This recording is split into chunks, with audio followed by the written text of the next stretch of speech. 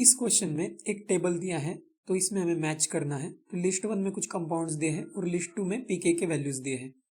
इसमें कॉन्सेप्ट हमें ये पता होना चाहिए कि किसी भी कंपाउंड का या एसिड का पीके का वैल्यू जितना कम होता है उतना ही उसका एसिडिक कैरेक्टर या फिर एसिडिटी जो होता है वो इंक्रीज होता है। तो इससे फिर हम ये देख सकते हैं, अब सबका एसिडिक कैरेक्टर हम देखेंगे, स्ट्रक्चर से हमें वो पता चलता है। तो इथेनॉल का मीनिंग होता है C2H5OH। फिनॉल का मीनिंग होता है कि बेंजीन का रिंग और इसके ऊपर एक OH होता है। मेटा नाइट्रोफेनॉल का मतलब ये कि बेंजीन रिंग उसके ऊपर OH मतलब फेनॉल ही है। मेटा पोजिशन पे मतलब 120 डिग्री एंगल पे यहाँ पे एक NO2 भी होगा। और फोर्थ में जो है पैरानाइट्रोफेनॉल, उसमें भी बेंजीन है मतलब फेनॉल। तो पहले ड्रॉ करेंगे ऐसे, बेंजीन के ऊपर OH। पैरा का मतलब होता है कि 180 डिग्री ऑपोजिट, यहाँ पे एक NO2 होगा। इन सब में सबसे ज्यादा एसिडिक कौन होगा? तो एसिडिक के लिए हम ऐसा कर सकते हैं, H+ डोनेट करने के बाद जो फॉर्म होता है उसका स्टेबिलिटी देखेंगे। H+ डोनेट करने के बाद पहले ऑप्शन में, पहले कंपाउंड में इस तरह से हो जाएगा, इथॉक्साइड आयन भी बोलते हैं उसको। सेकंड में इसमें हम ऐसे ड्रॉ कर सकते हैं, यहाँ पे O- हो जाएगा, इसको फेनॉक्साइड आयन भी बोलते हैं। यहाँ पे भी उसी तरह से फेनॉक्साइड आयन होगा, बस यहाँ पे मेटा पे भी NO2 जोड़ देंगे। और यहाँ पे भी फेनॉक्साइड आयन जैसा ही फॉर्म होगा, बस पैरा पे NO2 होगा। अब हम इसके बाद ये कर सकते हैं, इनका स्टेबिलिटी देखेंगे।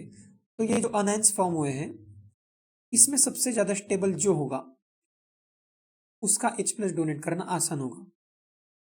तो इसको अगर हम कंपेयर करके देखेंगे तो हम पहले में देख सकते कि कोई भी रेजोनेंस या कुछ हो नहीं रहा है, सिर्फ ऑक्सीजन का जो थोड़ा सा माइनस आया होगा उससे स्टेबलाइज हो सकता है ये नेगेटिव चार्ज। लेकिन बाकी तीनों जो उसमें तो रेजोनेंस होगा, ये तो ये ज्यादा स्टेबल होंगे। तो सबसे कम स्टेबल जो है वो ये पहला है। इसका मतलब है कि ये H+ डोनेट होगा ही नहीं, मतलब बहुत कम डोनेट होगा। इसका मतलब ये ज्यादा एसिडिक नहीं होगा। एसिडिक नहीं होगा, एसिडिक कम होगा, इसका मतलब पीके का वैल्यू सबसे ज्यादा होगा।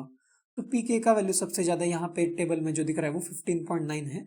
तो 15.9 जो है वो इसका होना चाहिए। अब हम अगर इन तीनों में कंपेयर करके देखेंगे तो इसमें क्या है कि सब में फेनॉल तो कॉमन है, बस NO2 जुड़ा है और इसमें NO2 नहीं है। तो NO2 जुड़ने से क्या होना चाहिए? NO2 जुड़ने से इसका -I इफेक्ट होगा क्योंकि ज्यादा इलेक्ट्रोनेगेटिव है, तो -I इफेक्ट होगा। इसका -M इफेक्ट भी होता है, मतलब ये लोन पेयर एक्सेप्ट करके भी रेजोनेंस शो करता है। तो किसी भी तरह से NO2 जोड़ने से एसिडिक कैरेक्टर तो बढ़ना ही चाहिए। इसका मतलब ये थर्ड और फोर्थ जो है वो थोड़ा ज्यादा स्टेबल होगा और इसकी वजह से ये H+ ज्यादा अच्छे से डोनेट होंगे, तो ये ज्यादा एसिडिक होंगे। इसका मतलब ये कम एसिडिक है फेनॉल। फेनॉल कम एसिडिक मतलब पीके का वैल्यू ज्यादा होगा। तो सेकंड लार्ज वैल्यू पीके का जो वो है 10, तो फेनॉल का जो वो 10 होगा। फेनॉल का वैल्यू 10 होता है पीके का। अब इन दोनों में कंपेयर करेंगे तो पैरा से जो वो -M इफेक्ट शो होता है, लेकिन मेटा से सिर्फ -I इफेक्ट ही शो होता है। तो ये रेजोनेंस के स्ट्रक्चर्स ड्रॉ करके समझ में आता है, तो ये थ्योरी थोड़ा पता होना चाहिए। तो -M इफेक्ट से थोड़ा ज्यादा ही स्टेबल हो जाएगा अनायन, इसलिए थोड़ा ज्यादा ही आसानी से डोनेट होगा। तो ये सबसे एसिडिक होगा। फोर्थ कंपाउंड जो है वो, तो सबसे ज्यादा एसिडिक का मतलब है सबसे कम पीके, तो इसका होगा 7.1। और थर्ड का फिर जो बचा है वो होगा 8.3।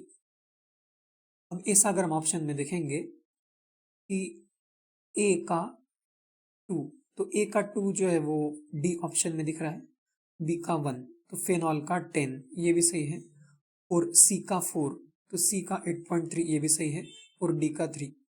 तो डी ऑप्शन में सारे मैच हो गए, तो इसलिए इस क्वेश्चन का आंसर होगा ऑप्शन डी।